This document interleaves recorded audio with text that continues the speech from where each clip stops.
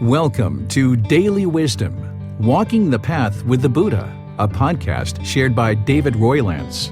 This podcast is dedicated to guiding you to completely eliminate the discontent mind and the suffering it causes by attaining enlightenment. Learn and practice the teachings of Gotama Buddha that will guide you to fully attain a peaceful, calm, serene, and content mind with joy. To support this podcast, visit patreon.com/support Buddha or visit buddhadailywisdom.com, where you will discover a full range of courses, retreats, and online learning resources to assist you on the path to enlightenment. Now, here's our teacher to share more.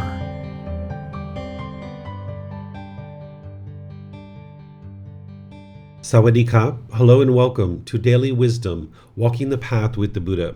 Today is our group learning program, and I'm in part 3 of a 3-part series. I've been sharing with students the Eightfold Path in detail because we're at the beginning of our group learning program, and it's important to be able to have a real understanding of the path to enlightenment before we embark on this journey towards understanding the teachings of the Buddha very deeply by going chapter by chapter in this book. This is a good point where if students would like to start reading, you can start reading the preface. If you're going to read ahead of time, I'm going to be starting chapter 1 in about 2 weeks from now. So if you'd like to read the preface this week and then the following week you can read chapter 1, you'll be reading prior to the actual time that I'm teaching that particular content. And should you have any questions in class, you'll be able to ask those questions. But today is all about finishing up the Eightfold Path, helping you to be able to understand this mental discipline section, because here at the beginning of the group learning program, we're going in depth with each aspect of the Eightfold Path. The Eightfold Path is this core central teaching of the Buddha that's going to help you to get to this enlightened mental state where the mind can be completely peaceful, calm, serene, and content with joy. The way that we start our classes is with some meditation. So I'm going to do some chanting to ease us into the meditation. Then I'm going to provide some guidance. There'll be a period of time where it's just quiet and we're all meditating together. Then we'll come out of the meditation with some more chanting. It's important to understand that these chants, it's not a rite or ritual or a ceremony or worship or prayer or anything like that. Today, we use it just to ease the mind into meditation and get more benefit out of the meditation itself. So if you'd like to join along in the chanting, you can. You'll see the chants that I'm using. They're on our website at buddhadailywisdom.com. You can click on free books and then just scroll down towards the bottom and you'll be able to see the chanting sheets. I'll be doing a 4-part series on chanting coming up in about 4 or 5 weeks. But until then, you might just decide to follow along with the chanting. So again, if you'd like to pull up a meditation cushion or chair or whatever it is that you usually meditate with, you're more than welcome to do that. I'm going to start with the chanting and then I'll come back in with the guidance here in a bit. Arahang Samma Sambuddho Bhagava Bhutang Bhagavanang Apivateyami Savakato Bhagavata Tammo Dhammang Namasami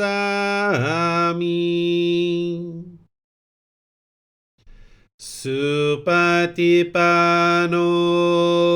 Bhagavato Sāvaka Saṅkho Sanghang Namami Namo Tassa Bhagavato Arahato Samma Sambuddhassa Namo Tassa Bhagavato Arahato Samma Sambuddhassa Namo Tassa Bhagavato Arahato Samma Sambuddhassa Iti piso Bhagava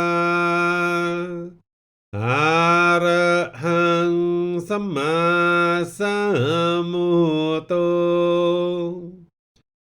วิชาจารนังสัมมุโนสกขาโตโรกาวิตุอนุเตโรปุริสาดามาสติสัตตาตาวามนุสนังพุทโธภาควาติ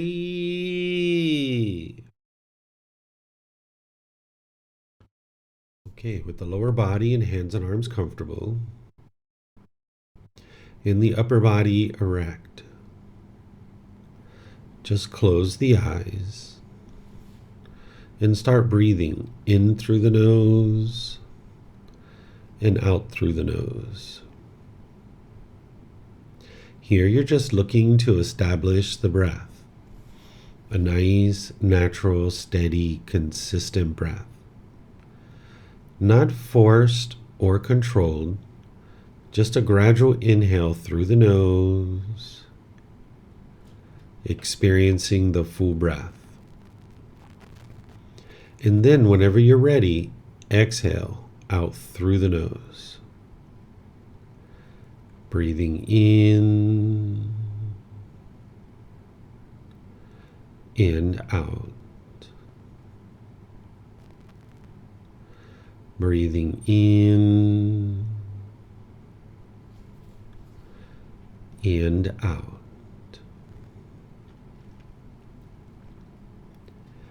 Your breath may not match up with the guidance that I'm providing, and that's okay. This is your practice. I'm just here for guidance. You can use this voice as a reminder that whenever you get to the next inhale, breathing gradually through the nose, developing a nice, natural, steady, consistent breath. And then whenever you're ready, exhale out through the nose, experiencing the full breath.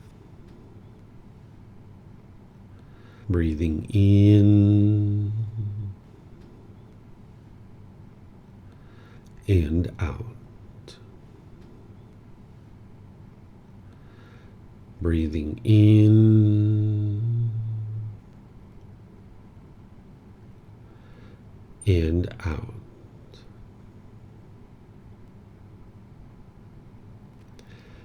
With the breath well established, start focusing the mind on the breath, either the sound of the breath coming into the nose or the sensation of air moving over the skin into the nose.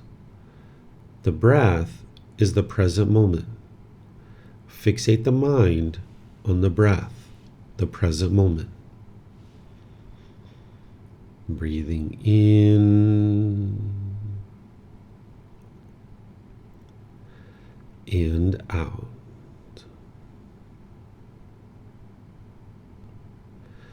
Breathing in and out.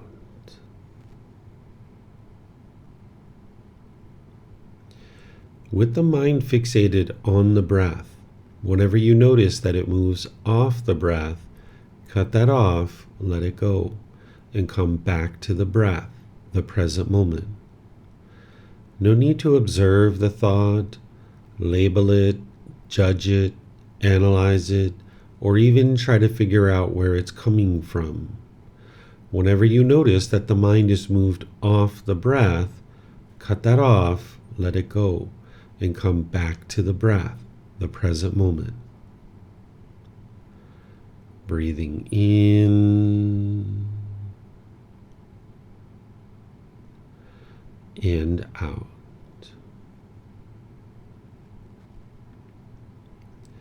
Breathing in and out. I'm going to be quiet now and let you do this work of focusing on the breath, cutting off and letting go anytime the mind moves off the breath. You have nowhere to go. There's nothing to do. No one needs you right now. This is your time to focus on the breath. Breathing in and out.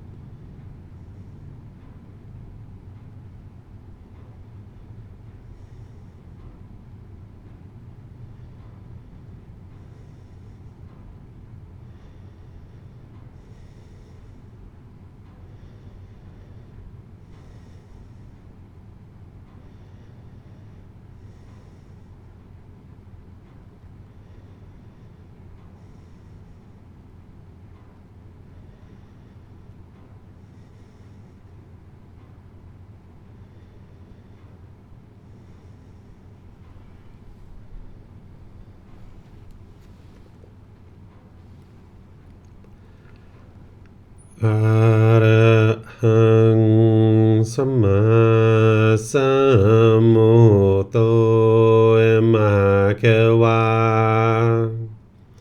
พุทธังมหาเขวันนังอภิวาเทมิสวากขาโตมหาเขวัตตาธัมโม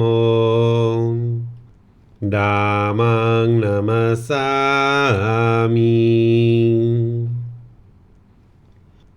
Supatipano Mahakavato Sāvaka Saṅkho Saṅghang namami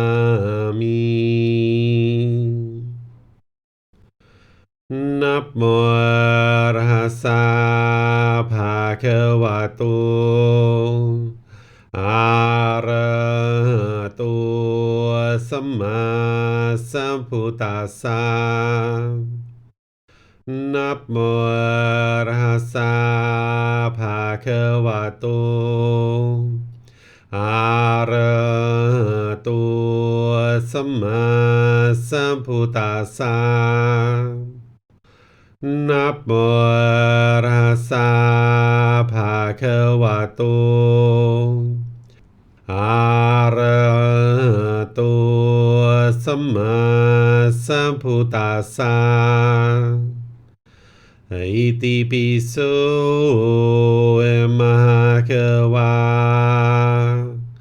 อะระหังสัมมาสัมพุทโธวิจาจารณังสัมมุโนสกขาโตโรกาวิตุอนุเตโรปุริสาดัมมาสติสัตตาตาวามนุสนังพุทโธภาควาติ Okay, if you guys would like to slowly make your way out of meditation. Once again, welcome to everyone. Nice to see everyone in class today, whether you're joining on Facebook, YouTube, or on Zoom. Nice to see everyone in class today. Welcome to our group learning program. As I was mentioning, this is part 3 of a 3-part series that I'm doing here at the very beginning of our group learning program in order to help students deeply understand the path to enlightenment, the Eightfold Path. This is the core central teaching of the Buddha, and you're going to need to learn this multiple times. That's why I teach it here at the beginning really thoroughly, and then when we get into chapter 4 and 5, I'll be teaching it there again as well, because it'll be a good refresher for you. And you'll see that I'll be kind of integrating various teachings throughout the course into this particular teaching, because the Buddha taught this Eightfold Path as the core central teaching. Right view, right intention, right speech, right action, right livelihood, right effort, right mindfulness, and right concentration. You're going to need to know what each one of these factors are and how to actually practice them in order to be able to train your mind to get to that enlightened mental state where the mind is completely peaceful, calm, serene, and content with joy, where there's no longer any discontent feelings. By the time you get to enlightenment, there's no anger, sadness, frustration, irritation, annoyance, guilt, shame, fear, stress, anxiety, loneliness, boredom, shyness, resentment, jealousy. All of that and others are completely eliminated from the mind through training of the mind. The mind's going to be focused, concentrated. You'll have clarity of mind and deep memory. And then your personal, professional relationships will really be blossoming because you're not being bitter and harsh and hostile any longer in your relationships.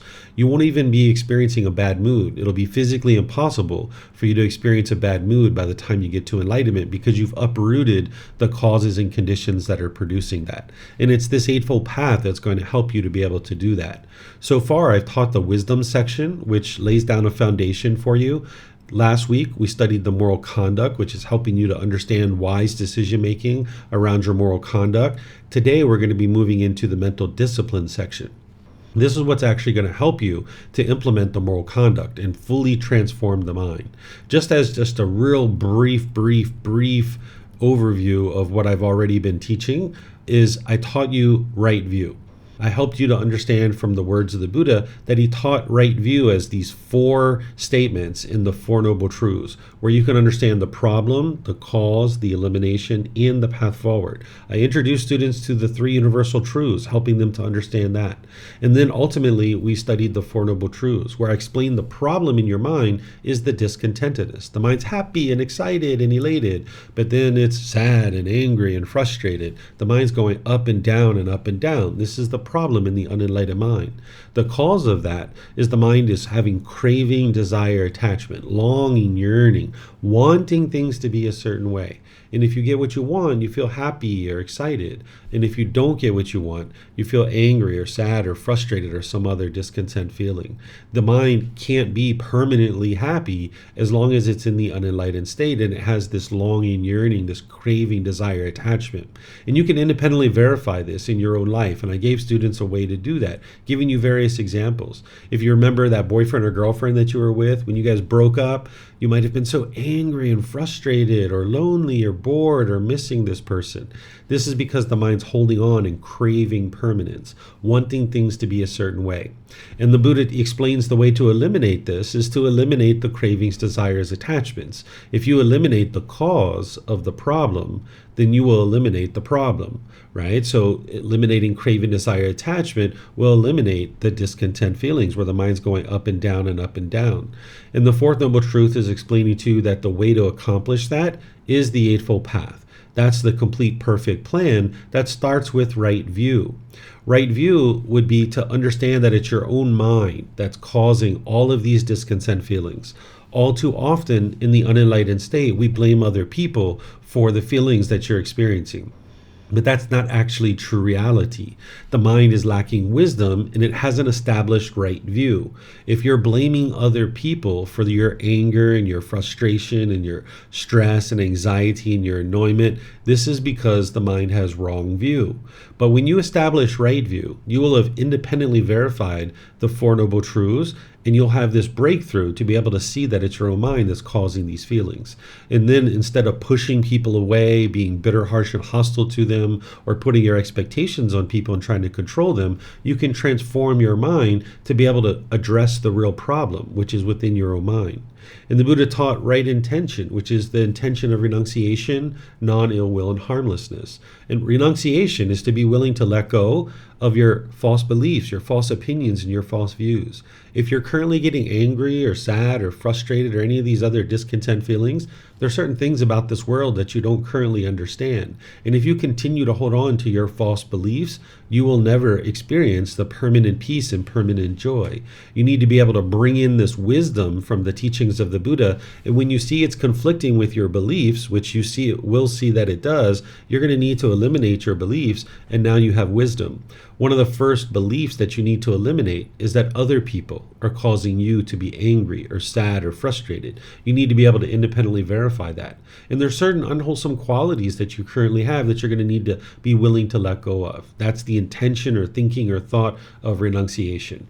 And non-ill will is practicing goodwill or the genuine interest of seeing all beings be well. And the intention of harmlessness is being disinterested or incapable of causing harm to others.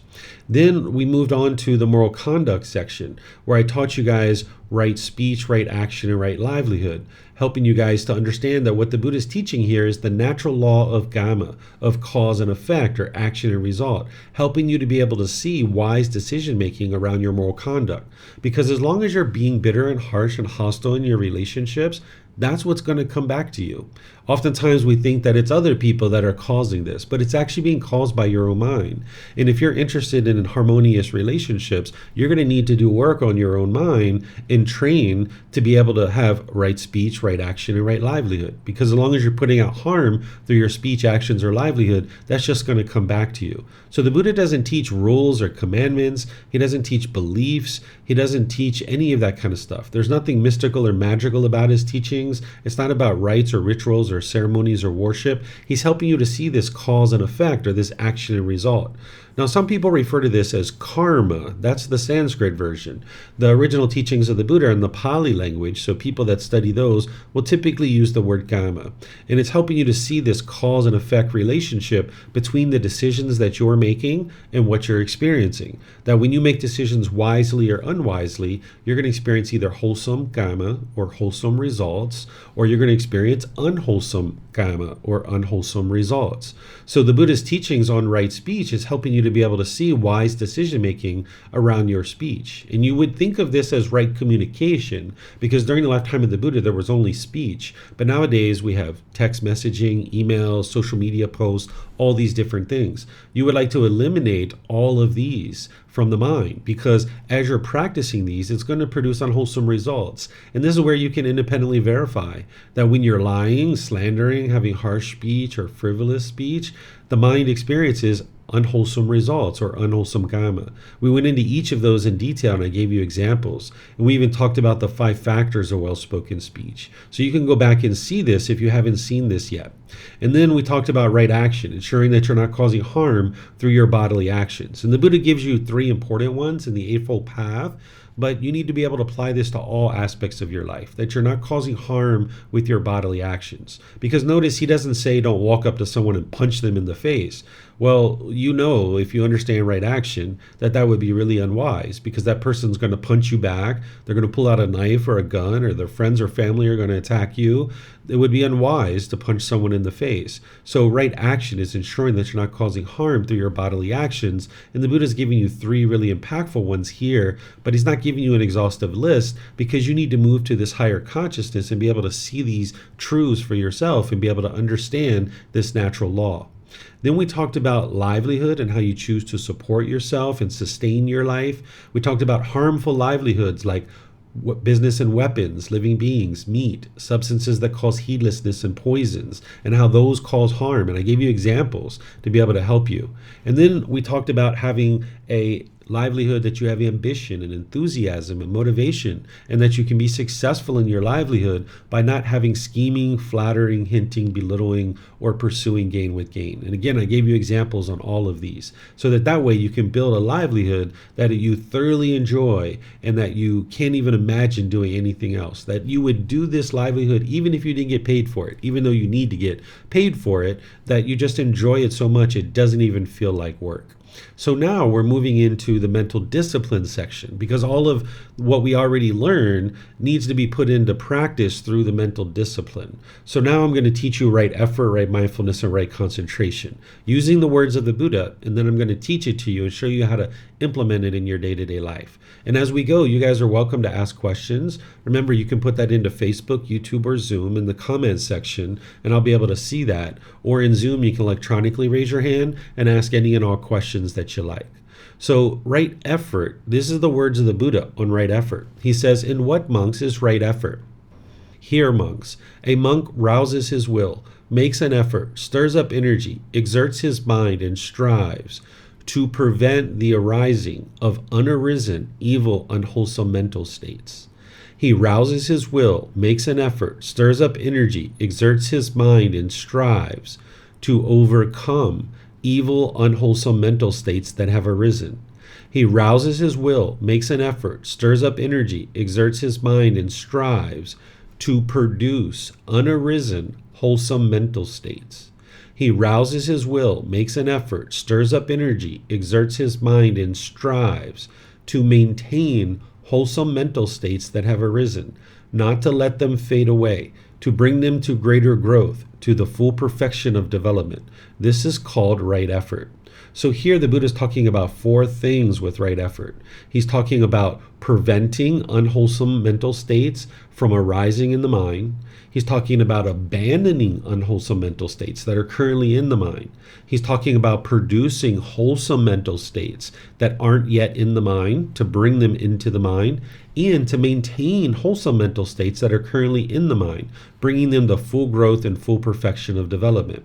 So these are called the 4 right efforts, where you need to apply the effort to actually do this, where you're eliminating unwholesome qualities and bringing in the wholesome. So I'm going to give you some examples here so you can see how this works. So, for example, probably one of the farthest things from your mind right now is killing another human being. You're probably not even remotely thinking about killing another human being. That is an unwholesome mental state that is not yet currently in the mind.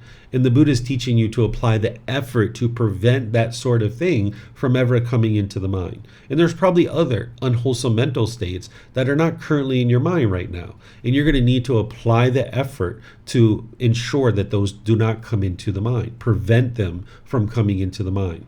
But then there's probably certain unwholesome qualities that are currently in your mind. If you're experiencing anger, sadness, frustration, or any of these other discontent feelings, there are unwholesome qualities that are currently in your mind. You're not yet a perfect human being. So there's certain unwholesome qualities that you're going to need to abandon out of your mind. So for example, let's just say somebody was in an existing relationship and they had a craving for sexual contact outside of their current relationship. Well, if you notice that craving, that longing, yearning coming into your mind, you would like to apply the effort to abandon that and eliminate it from the mind, because you know it's going to cause harm to the people in your life. Or say you have anger, or frustration, or irritation, or any other discontent feeling that's coming up in the mind. You would like to apply the effort to abandon that unwholesome quality from the mind. But then there's certain wholesome qualities that you're going to need to cultivate into the mind that may not be in your mind right now. You're going to need to apply the effort to bring these wholesome qualities into your mind. So for example, generosity.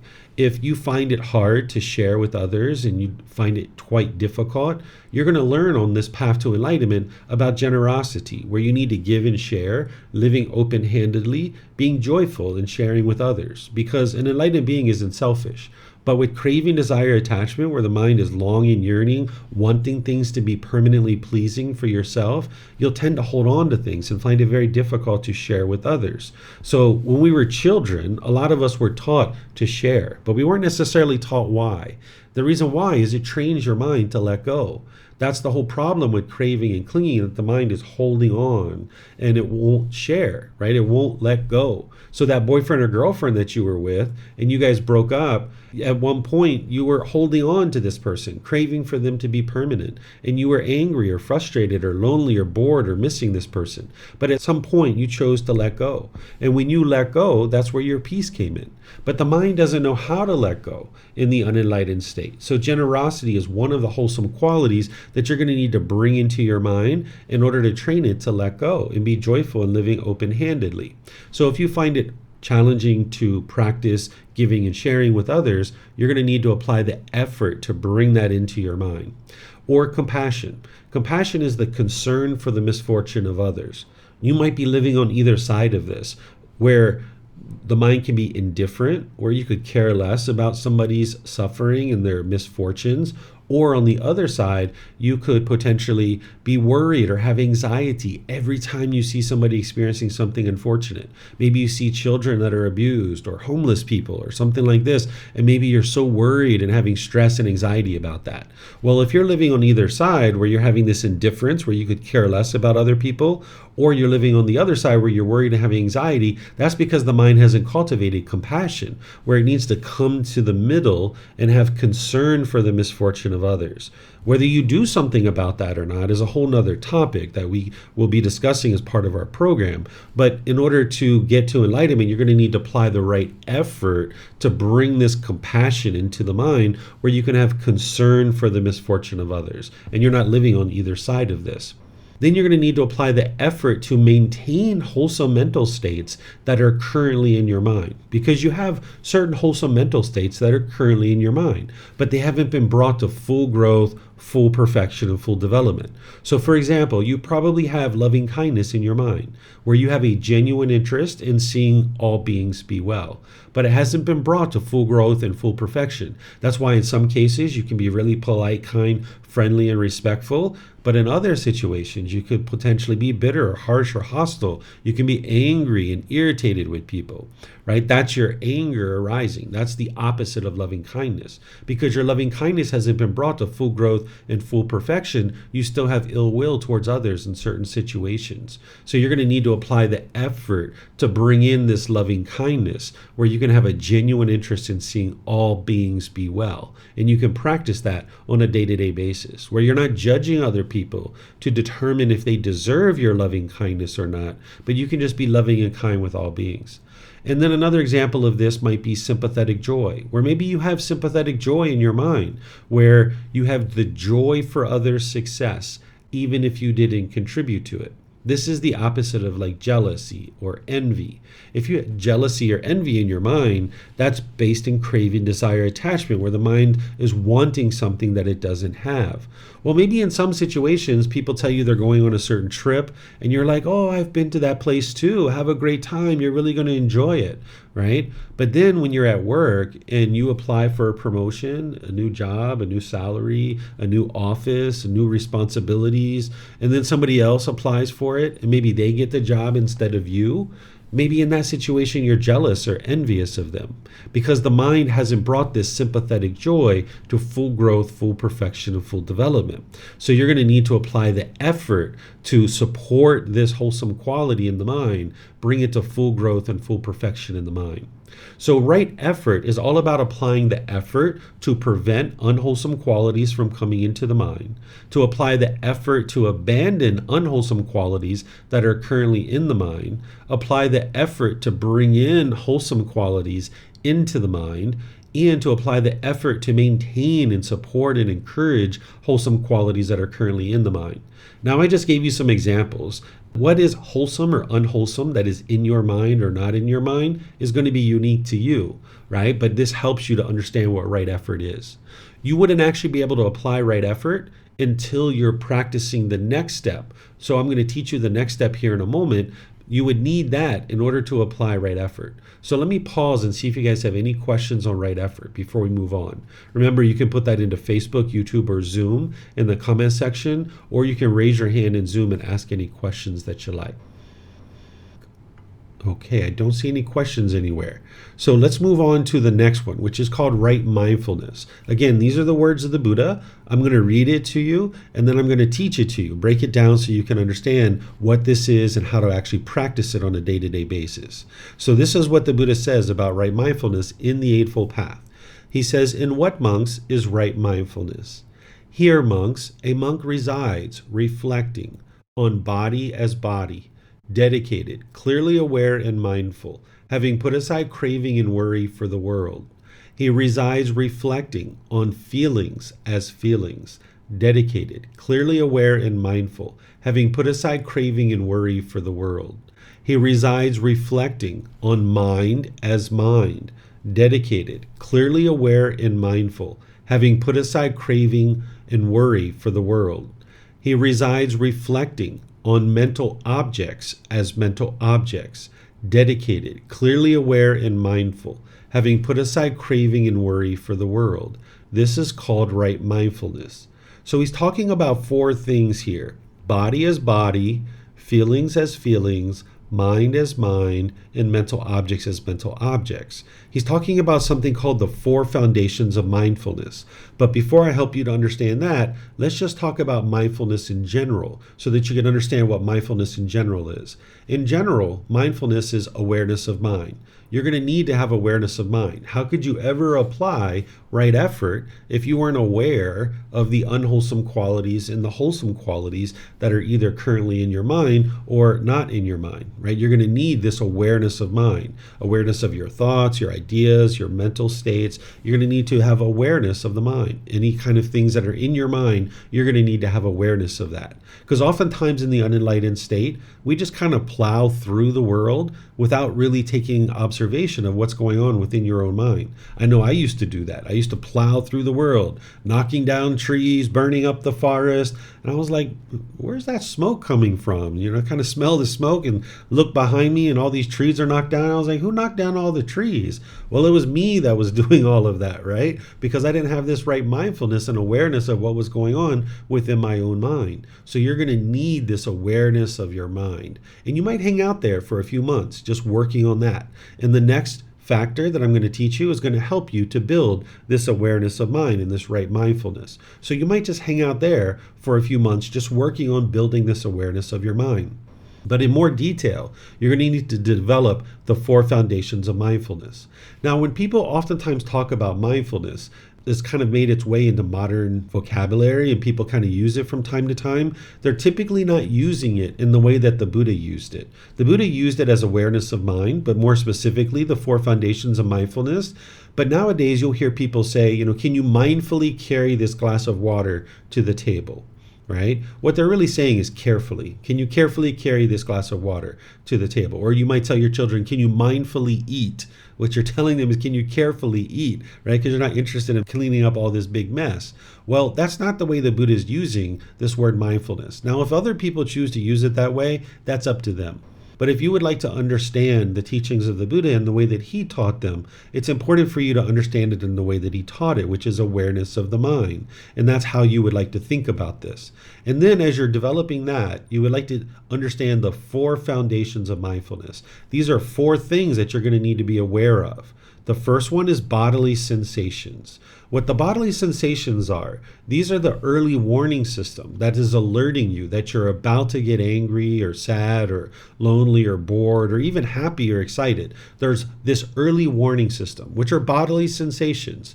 If you've ever noticed tingling in your body rising up to your chest, tightening in your chest, tightening in your throat, heat in your face, or pressure in your skull, that's the bodily sensations alerting you that, hey, you're about to get angry. You're about to get frustrated.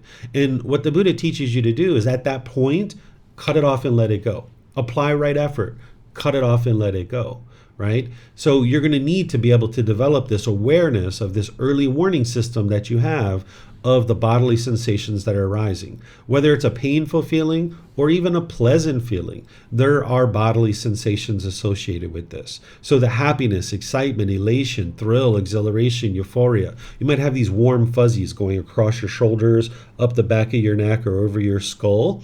This is the mind trying to form a conditioned pleasant feeling based on some condition. And if you allow your mind to do that, you're going to end up getting the pleasant feeling, but you're going to get the painful feeling not too long after that. Like if you get so happy and excited that it's sunny outside, when it rains, you're going to be sad or frustrated. Or if you get really happy when your bank account balance is up here, when it goes down here, you'll get sad or frustrated. Or any number of things. If you get really excited about any number of things, well, when that thing changes, because it will change, because of the universal truth of impermanence, if you form your happiness based on this condition, and now that condition no longer exists, you will experience the painful feelings. So if you get so excited with that brand new job that you just got, well, 3 years from now, 5 years from now, when the company goes out of business or you get laid off or fired, you'll be angry, you'll be frustrated. And that's because the mind formed this conditioned pleasant feeling 5 years ago. So you need to be able to see the conditional pleasant feelings as just as much a part of the problem as the painful ones, because you'll never get to permanent peace, permanent joy, permanent happiness if you keep allowing the mind to get the temporary happiness. This temporary happiness is dissatisfying because as soon as you form a conditioned pleasant feeling based on some condition, well, when that condition changes, your mind's going to end up in the painful feelings. So the bodily sensations are an early warning system. It's like alerting you. I'm about to get angry. I'm about to get angry. I'm about to get angry. I'm about to get angry. And you say, nope, not going to let you do that. I'm about to get a conditioned feeling. I'm about to get conditioned feeling. You say, nope, you cut it off and let it go. You don't allow the mind to stay wired that way. And then you can ultimately get to a point where you're always happy. You're always joyful. It's unconditioned joy or unconditioned happiness. There doesn't need to be any condition met in order for the mind to be happy. But as long as you keep allowing your mind to get conditional happiness, you can only be happy when all those conditions are met. So it's like my mom and dad does this, my boss does this, my life partner does this, my children do this, the weather is this, my bank account is that, then I will be happy. right? And your happiness shrinks more and more and more and more and more and more, right? So you need to be able to train your mind to not have these conditional feelings. So when you're experiencing the bodily sensations, which you may or may not even be aware of right now, you're going to need to cut that off and let it go, not allowing your mind to experience that conditioned feeling, because otherwise the mind's going to continue to stay wired that way. But because your mind is in training and it's not yet fully developed, you're not going to catch it as a bodily sensation sometimes. You're going to miss it. You might not even notice it. It might notice when it's in the feelings. That's when your mind's noticing that, the mind is now angry, or the mind is now frustrated or agitated or lonely or bored or whatever it is. So if you notice it as a feeling, cut it off there. That's better than nothing at all, but cut it off there. You're not suppressing your feelings here. You're actually working to cut them off and let them go before it even becomes a feeling as a bodily sensation, right? But if it does become a feeling, then you cut it off and let it go out of the mind. You might need to redirect the mind. I'll give you an example of this here in a moment. If you don't cut it off and let it go as a feeling or a bodily sensation, it's going to affect the condition of your mind. If you've ever been angry or irritated or grumpy for like a few hours or a few days or a week or two, right? Which I'm sure you have, right? Because we all have at some point where you've been agitated or frustrated or annoyed for a few hours or a few days or a week or two because you didn't understand what you don't understand. You didn't have this wisdom of the teachings of the Buddha. You didn't cut it off as a bodily sensation. You might not even known those existed. You weren't aware of them. You didn't know to cut it off as a feeling. You might even been blaming other people for those feelings. So now it started to affect the condition of your mind, and you were dealing with this condition of your mind for a few hours or a few days or a few weeks. And if you don't eliminate it there, it's going to form and feed what's called a mental object. A mental object is a deeply rooted container in the mind, and in this example it would be ill will. We're not born with this ill will in the mind. Like, we didn't go into the nursery at the hospital hating other babies, right? We didn't have that. All those 10 fetters that I'm going to introduce you to next week in our class, those are all mental objects. You're going to ultimately need to know, what are the 10 fetters? What are they? Each individually, what are they? You're going to need to know the symptoms of them. You're going to need to know how to eliminate them, and then how to know that you've actually eliminated them. So that's why it's gradual training, gradual practice, and gradual progress, because you gradually learn about what are these pollutions in the mind. Because that ill will that formed in our mind, it came when we were a child. As we were growing up as a child, we had a certain craving in our mind for chocolate and ice cream, and we might have asked mom and dad, like, mommy, daddy, can I have chocolate and ice cream? And they were like, sure, here you go. And they gave us chocolate and ice cream. And we're like, you're the best mommy and daddy ever. And we were licking our ice cream and feeling so great. And then another day came around and we were like, hey, mommy, daddy, can I have chocolate and ice cream? Can I have chocolate and ice cream? They were like, sure, here you go, little David. You can have chocolate ice cream, or chocolate or ice cream. Here you go. It's yours, right? And it's like, you're the best mommy and daddy ever. But eventually, at some point, I asked mommy and daddy, and you maybe asked mommy and daddy for chocolate or ice cream, and they said, no, you can't have it. We were angry and frustrated because we didn't get our cravings fulfilled. We weren't getting what we wanted. If we got what we wanted and what we expected, we would have been happy. But because we didn't get what we wanted, we were angry or sad or frustrated. But it was our own mind that was causing that. It wasn't mom and dad. Our mind was craving for that ice cream to be permanent. And when we didn't get it, our anger arose. There was bodily sensations first, then it became a feeling. Then it affected the condition of our mind for a few minutes, a few hours, a few days, and then it formed a mental object, a deeply rooted container in the mind. And what the Buddha is teaching you here is the life cycle that discontentedness is going to take. He's teaching you to be aware of these bodily sensations and cutting it off and letting it go there. It's like putting a blockade up so that the mind is no longer being wired like this to continue to experience conditioned feelings. It's kind of like if you were going to take a boat from the USA to the UK. If you're out in the middle of the water, you would like to prevent the water from ever coming into the boat. Because once the water gets into the boat, you've got a real problem to deal with. You got to get this water out of the boat.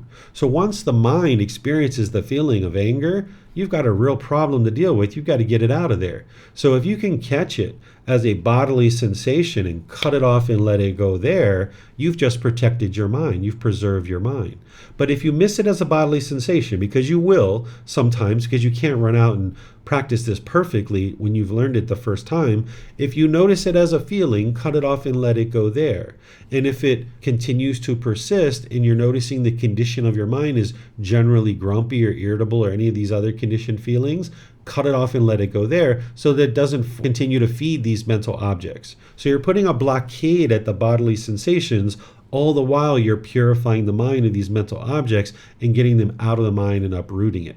So here's the way this would look in a day-to-day situation.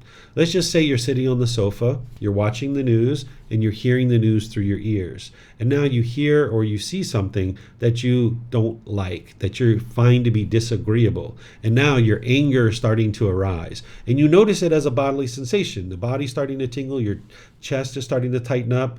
What you should do in that situation is turn off the news or get up and leave. Go for a walk. Redirect the mind. Go for a bike ride. Go to the kitchen, get a glass of water. Go to the bathroom, wash your hands. Do something else. Redirect the mind somewhere else. Don't allow the mind to just sit there and dwell in that, continuing to stay wired for that feeling to occur. You would like to redirect the mind in the opposite direction, right? And that's what's going to help you to cut off and let go.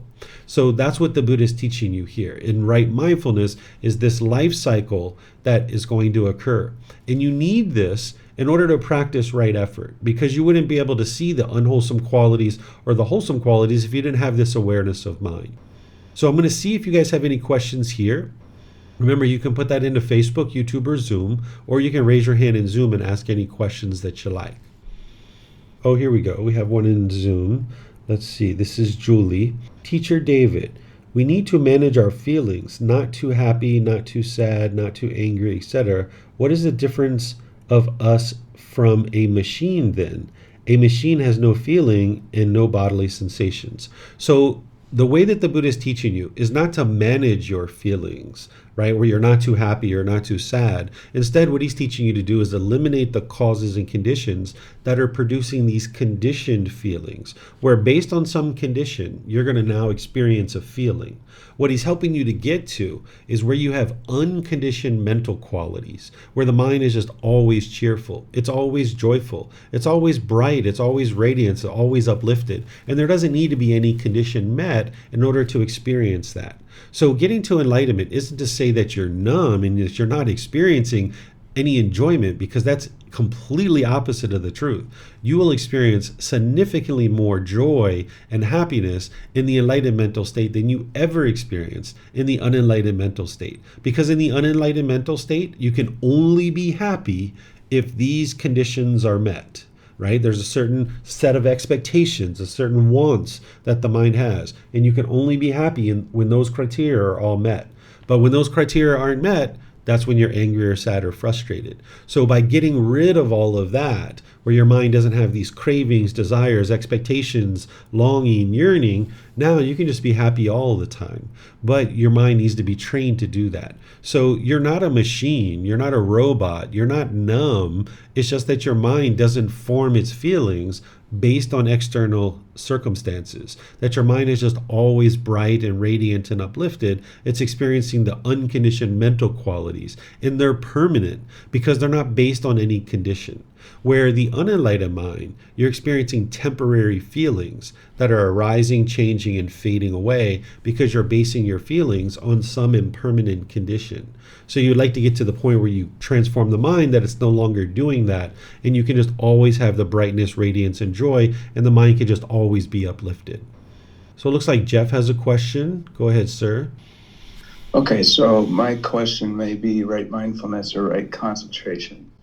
Sometimes when I meditate, I get to the point where I've let go of like past, future expectations, really, and become really quiet, like without trying. Sometimes I don't realize my mind has been quiet till after. And sometimes I get I'm not uncontrolled. It just happens. like big grin and like feeling really blissful or peaceful and just content with the silence. And anyways, it seems to result in changes. Is this changes like I just come out Okay. more detached? Okay. So being detached doesn't mean that you're away from everybody or that you feel numb or that you don't care, right? Right. That's sometimes what people think. Being detached means that you're not forming your inner feelings based on some condition. That's all it means to be detached. So I would like to be sure you're using that word in the same way that I use it, because otherwise I won't understand. Yeah, I don't like. I guess I'm these things I was previously attached to that just kept my mind on the go. Like I'm just at those times I'm more peaceful, and Yeah. I really don't care about those things so much. Yeah, it's important to understand that being detached doesn't mean that you don't care. You can have care and concern while still not being attached. Being attached means that your feelings are attached to that thing. That if this thing occurs, I will be happy. And if that thing doesn't occur, you'll be angry or sad or frustrated. So you can still have care and concern while not being attached. So, like when my stepfather had leukemia and he was dying in the hospital, I had care and concern for him, but I wasn't attached to him. I didn't have sadness or sorrow or grief or displeasure because I understood that this being is impermanent. He is not going to be in this world permanently. And my mind wasn't holding on, craving for him to be permanent. So when I went to visit him, I wasn't sad or sorrowful when I experienced this, but I cared, right? I saw that he was in the hospital. I took him out for some food and did different things and, spent some time conversating with him and stuff like this. So you can have care and concern while not allowing your mind to form feelings based on this thing. But what people are used to is they think that care and concern, they think that their sad feelings or their grief is coming from the care or the concern, when it's really not. It's actually coming from the attachment or the craving. So if you're experiencing periods of stillness and quietness in your mind, that's great. But just understand that you can care and have concern, but you're not interested in clinging or craving or longing, yearning for things to be a certain way. That's matches my experience. Good. He said. So yeah, I guess that part of this development of mindfulness? That's part of the mind getting into the jhanas and being able to experience this stillness and quietness that the mind's going to experience. But you're going to need mindfulness to be able to observe that about your mind. So the fact that you are observing that and noticing that about your mind, that is the mindfulness. But the way that you're going to continue to make progress on the path is by having these 4 foundations of mindfulness. That any time the mind is trying to form a conditioned feeling, you're going to first notice the bodily sensations. You're going to then notice that it becomes a feeling. You're going to then notice it affects the condition of your mind. And then it's going to feed the mental objects. And you would like to back this up and catch it sooner and sooner so you can cut it off and let it go at the bodily sensations. Okay. All right. So let me see if we have any other questions anywhere. All right. I don't see anything else. So I'm going to move on to right concentration, which is our next step. So here, this is the words of the Buddha, which I'm not going to read to you, because what the Buddha is describing here is these preliminary phases that the mind goes through. They're referred to as the jhanas. These are preliminary phases of enhanced qualities of mind that you're going to experience before the mind experiences the first stage of enlightenment. There's 4 stages of enlightenment that I'm going to teach you next week.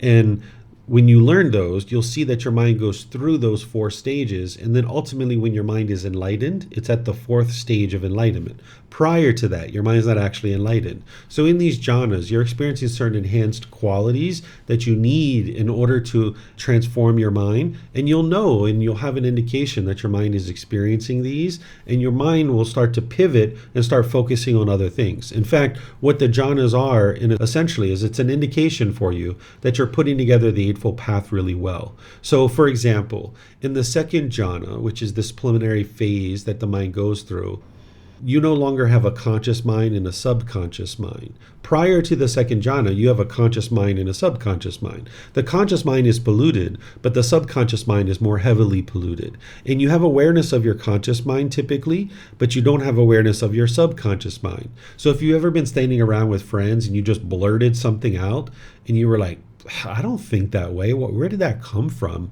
That's not even something that you think about. It just blurted it out and it just came right out of your mind. Maybe it was some off-colored joke or some strange thought and you're like, where did that come from? That's your subconscious mind. And in order to get to enlightenment, you're going to need to have full awareness of your entire mind. So by the time you get to the second jhana, you will experience what's called oneness of mind or unification of the mind, where you have awareness of your entire mind.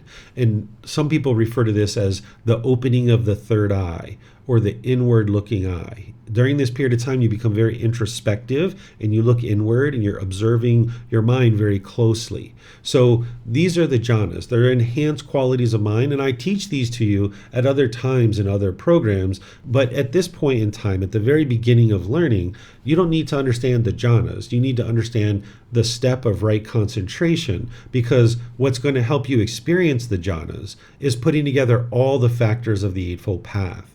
And then when you are experiencing the jhanas, you'll know that. So in other programs, I teach you what the jhanas are and how to know that you're experiencing them.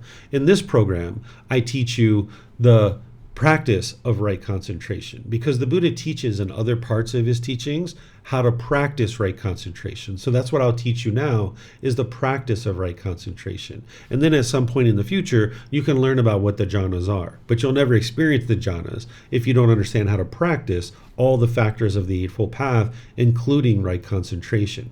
So to practice right concentration, there's two aspects to it. There's developing a daily meditation practice, and then there's practicing singleness of mind in daily life. You're going to need to develop a daily meditation practice. You're not going to be able to get to enlightenment without meditation. But you also wouldn't be able to just meditate your way to enlightenment. Meditation is an important component of your practice to get to enlightenment, but there's many other factors, as you see in the Eightfold Path, that's going to guide you to enlightenment. But you need this daily meditation practice because it's going to transform your mind away from unwholesome qualities, and it's going to help you to cultivate wholesome qualities. So breathing mindfulness meditation is the one that you typically start with. Maybe 4 to 6 weeks, you develop this breathing mindfulness meditation, realizing that this can take you a certain period of time. Even though it's 4 to 6 weeks of the initial development, you're really going to be developing that for many months and maybe even years, where you're going to be working and tweaking your breathing mindfulness meditation, where you're focused on the breath, and anytime the mind moves off the breath, you're cutting that off, letting it go, and bringing the mind back to the breath. So when you're focused on the breath, that's your mind developing concentration. It's like taking your mind to the gym and exercising the mind to have concentration. When your mind moves off the breath, that's your mindfulness. You've noticed, oh my goodness, the mind moved off the breath. And now with that mindfulness or awareness of mind, you apply right effort and you cut off and let go of that thought, bringing the mind back to the breath. Your goal here isn't to eliminate your thoughts. Even an enlightened being, when they're meditating, will have thoughts. Your goal is to notice the thought sooner and sooner and cut it off and let it go easier and easier. And as you first get started with meditation, you're going to have a bombardment of thoughts probably, or you'll indulge in a thought and follow it for a period of time before you realize that you're meditating and you need to bring the mind back to the breath. So this is just because the mind lacks discipline. So what you do is you take your mind to the gym each day, 2 or 3 times a day for 30 minutes or more. Understanding it can take you 6 months, a year, even 2 years to build up to this kind of frequency and duration. And when you're in meditation, you're cutting off anything and everything that comes up because you're training your mind in a certain way. But then in daily life, you're only cutting off the unwholesome thoughts. Right? It's just like a professional athlete. If I was a pole vaulter and I went into the gym, I would be doing weight training, cardiovascular training, agility training. That's going to look very different than my sport of pole vaulting, right? So the same thing is true when you're doing your training with breathing mindfulness meditation. You're cutting off anything and everything, even if it's wholesome, because you're training your mind to let go, let go, let go. But then in daily life, you're only cutting off the unwholesome thoughts. If you have the thought of taking your mom out to dinner or calling her up, checking in on her to see how she's doing, hey, you don't have to cut that off. You're not causing any harm to anyone. Call your mom if you'd like to call your mom, right? That's a wholesome thought. You don't need to cut that off in daily life. But if you're thinking about punching your boss in the face, you need to cut that off and let it go, right? It's going to produce unwholesome results for you. That's an unwholesome thought. Cut that off and let it go, right? So anytime unwholesome thoughts come up in your mind, cut that off and let it go. And the breathing mindfulness meditation is going to help you to be able to do that. It's going to help you cultivate the wholesome qualities of concentration and mindfulness, awareness of mind, and it's going to help you eliminate craving, desire, attachment, where the mind's holding on. It's going to train your mind to let go. Then you're going to need to learn loving kindness meditation, which I'm going to be starting to teach about 10 days from now. We're going to start a 4-part series on loving kindness meditation. This is going to help you eliminate anger, hatred, ill will, and even the lesser versions like frustration, agitation, annoyance, even the slightest dislike. Because if you dislike certain people, it's actually coming from your own mind. You might have people that you like, that they're meeting your expectations. They're doing what you want them to do. But if people don't meet your expectations, the mind's craving permanence. If they don't do what you want them to do, you will dislike them. But the mind will typically attribute this dislike to other people. You'll think other people are causing you to hate them. But in reality, it's your own mind that's causing this because you have certain expectations. The mind wants everybody to be a certain way. And if they meet those criteria, you like them. But if they don't meet those criteria, you dislike them. So this loving kindness meditation will essentially rewire your mind to be more loving and kind to all beings, not just other beings, but yourself as well. If you have a negative inner dialogue, if you diminish and degrade yourself, this loving kindness meditation is going to help you rewire that because you don't need to go around and being degrading and diminishing to yourself. So this loving kindness meditation is going to essentially help you fill up your gas tank to be more loving and kind so that you can go out into the world through your intentions, your speech, and your actions and be more loving and kind with all the people around you. This is where you're going to really transform your mind and your life, because now your relationships are going to really change. Whereas as long as you're being bitter and harsh and hostile in your relationships, that's what's going to come back to you. But if you can rewire your mind through this meditation and use the moral conduct of right intention, right speech, and right action, and go out into the world and be loving and kind with people, you will transform your relationships. And your mind's going to be so much more peaceful because it's so much easier to be loving and kind with people than to be bitter and harsh and hostile with them. So you're going to need to gradually build up your meditation practice over a period of time. If it's a matter of one meditation for 30 minutes or 2 for 15, you're going to notice the 2 for 15 are more impactful. The frequency is more important than the duration. So do your 2 for 15 and now just gradually expand that. If you've been coming to class here, we meditate now for about 25 minutes each time. So your meditation should be getting longer and longer, right? So each time you come to class, you're being able to experience a longer meditation. And now you can incorporate that into your day-to-day life. So you're going to need to find time in your day to meditate. And there might be some unbeneficial things that you're doing right now that you can start stripping away. Because 2 or 3 sessions for 30 minutes or more may sound like a lot to you. But if you look at your day, you might be spending a lot of time on YouTube or social media or other things that aren't necessarily beneficial. So if you're spending 3, 4, 5 hours on that stuff, you could probably cut that back to 30 minutes or an hour. And now you'll have plenty of time to do meditation. You just need to prioritize this. Because if you haven't been taught to clean the mind, then you're not addressing this full being. Because we've all learned growing up to clean the body, right? We all clean our body pretty much regularly, right? But can you imagine if you didn't clean your body for a few days or a few weeks or a few months, or let's just say a few years, you didn't clean your body? How uncomfortable would you be walking through the world? You'd be pretty uncomfortable, right? Well, if you haven't learned how to clean your mind, which most likely you didn't, then you've been walking through the world with an unclean mind. And that's the reason why you feel so uncomfortable. That's the stress and the anxiety and all these other feelings. So you're going to need to prioritize the cleaning of this mind, because if you're only cleaning the body, you're not addressing this entire being, who you are. You need to address both the body and the mind. So the meditation is going to help you to be able to do that. Then in your day-to-day life, you would like to practice singleness of mind, where you're just doing one thing at a time. because your mind's going to want to bounce around and do a whole bunch of different things. In fact, people call this multitasking. If you've been taught to multitask, it's important to understand that your mind can't multitask. It's not possible. What you're actually doing is one thing at a time, but your mind's rapidly cycling from thing to thing to thing to thing.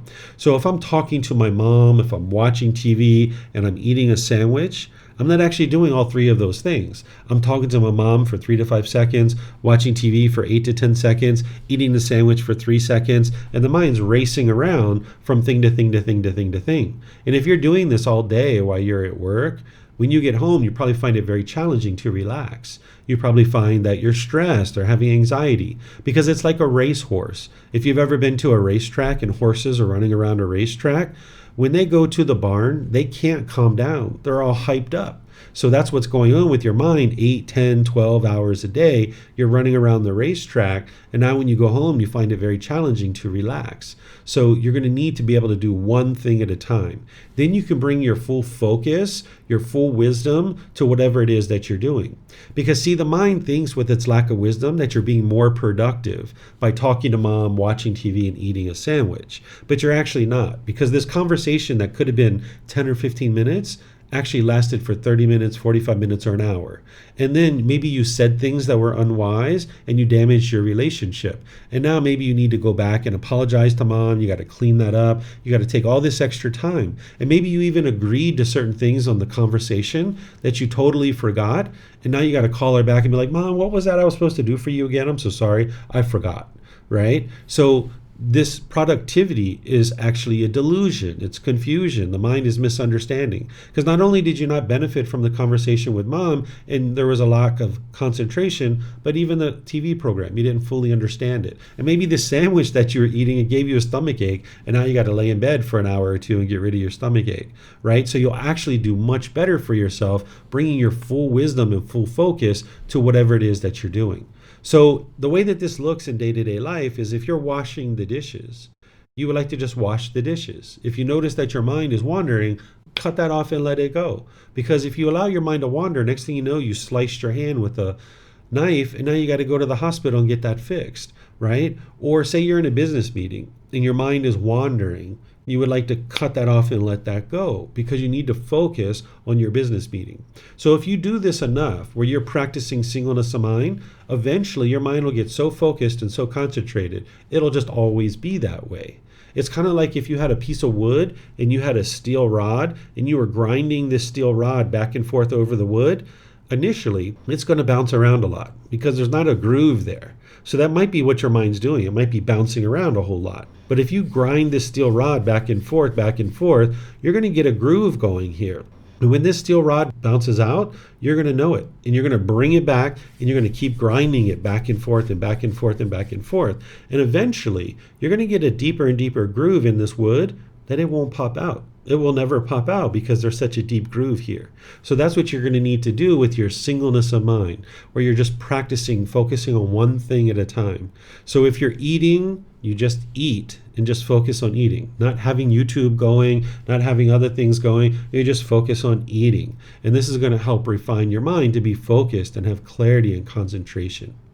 So let me know what questions you guys have here about right concentration, where your mind is practicing developing a daily meditation practice and practicing singleness of mind in day-to-day life. Okay, I don't see any questions anywhere. So I'm going to end class here by just thanking all of you guys for joining. I appreciate that you're interested in learning the teachings of the Buddha.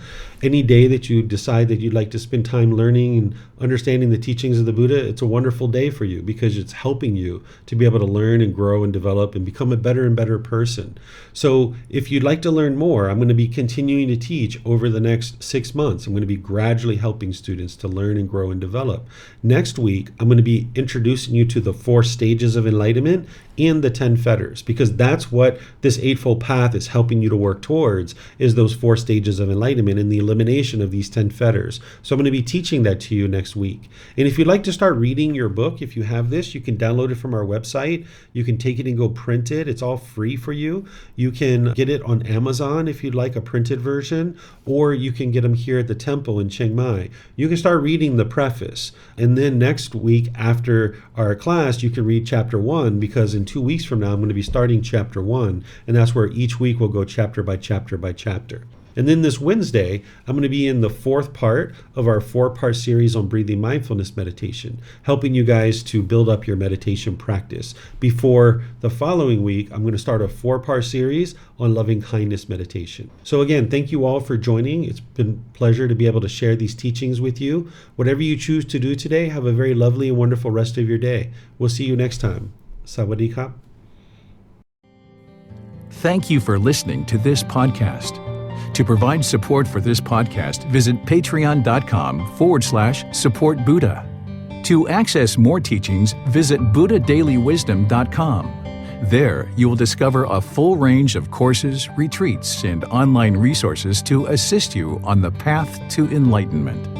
Remember to establish a daily, consistent meditation practice, along with learning and practicing these teachings. A well-developed meditation practice is the foundation in which to train the mind to attain enlightenment.